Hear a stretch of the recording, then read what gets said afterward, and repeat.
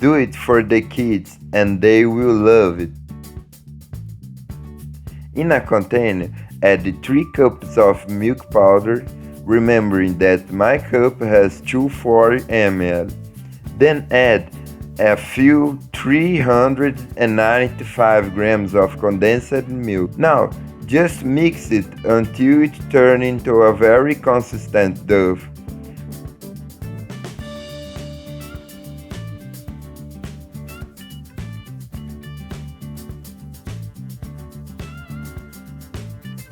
When you get to that point, stop mixing with the spatula and start mixing with your hands.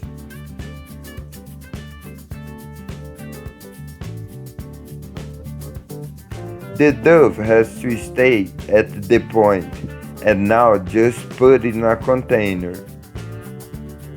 Grease your hands with a little butter. Take a piece of the dough and open it in your hand.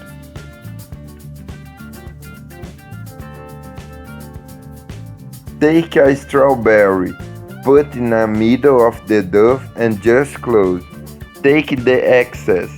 In total, I use a strawberry box. Just take a light model.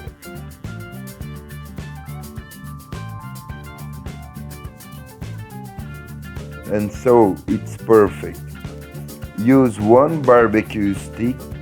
The stick is in the middle of strawberry. And now set aside next to it. In a saucepan, add 1 cup of sugar, 1/4 of cup water, 1 teaspoon vinegar, red dye, and the amount is to taste.